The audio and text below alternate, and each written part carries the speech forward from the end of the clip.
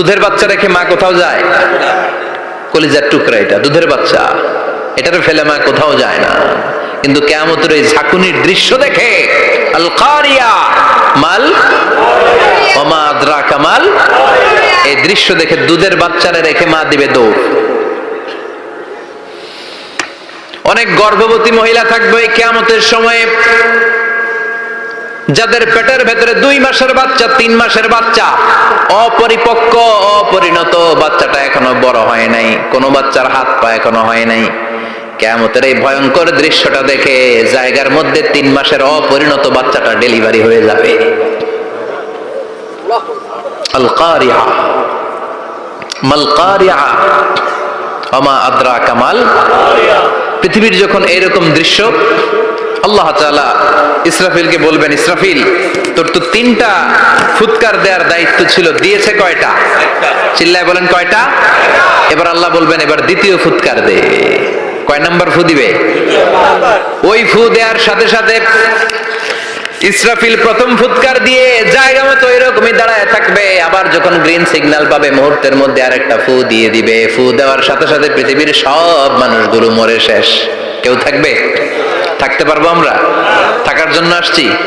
একদিন মাটির ভেতরে হবে ঘরে মন আমার, কেন বাঁধো দালান ঘর, প্রাণ পাখি উড়ে যাবে পিঞ্জর ছেড়ে,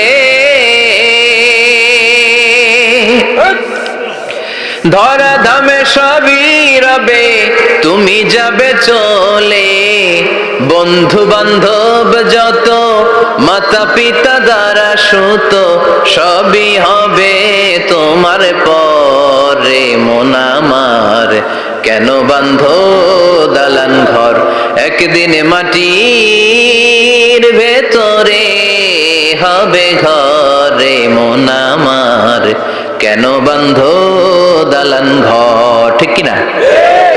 এই গানের কথামালাটা খুব সুন্দর না?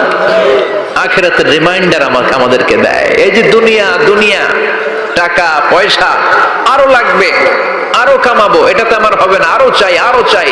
এই প্রতিযোগিতা, এই কম্পিটিশন, ওর 5 তলা আমার লাগবে 7 তলা, ওর আছে 20 লাখ আমার লাগবে 30 লাখ।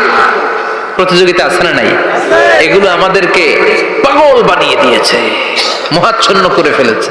পৃথিবীটা আসলে একটা মরীচিকা, ধোঁকা, লোভ লালসা, আজ আছে কাল নাই। 2 নাম্বার ফুৎকার দেওয়ার সাথে সাথে পৃথিবীর সব শেষ। মালাকুল মউত পৃথিবীর সব মানুষের রূহ কবজ করবে।